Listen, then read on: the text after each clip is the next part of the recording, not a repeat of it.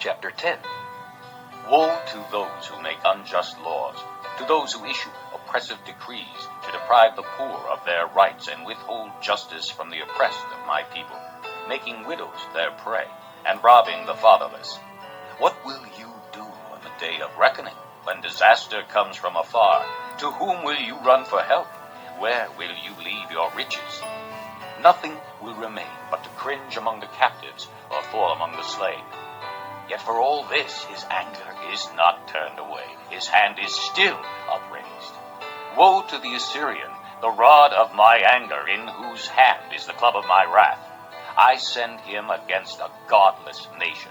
I dispatch him against the people who anger me, to seize loot and snatch plunder and to trample them down like mud in the streets. But this is not what he intends. This is not what he has in mind. His purpose is to destroy, to put an end to many nations.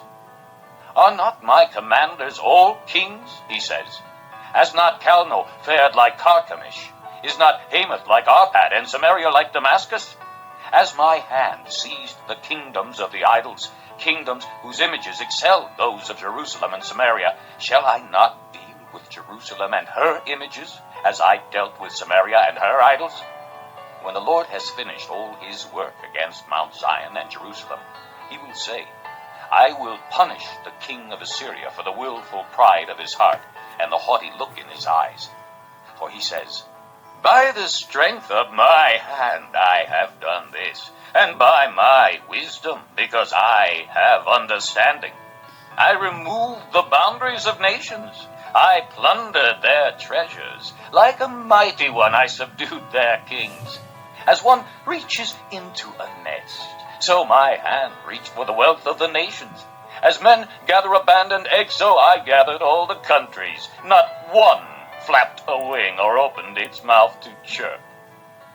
Does the axe raise itself above him who swings it, or the saw boast against him who uses it? As if a rod were to wield him who lifts it up, or a club brandish him who is not wood. Therefore the Lord Almighty, will send a wasting disease upon his sturdy warriors. Under his pomp a fire will be kindled like a blazing flame. The light of Israel will become a fire, their Holy One a flame. In a single day it will burn and consume his thorns and his briars. The splendor of his forests and fertile fields it will completely destroy, as when a sick man wastes away.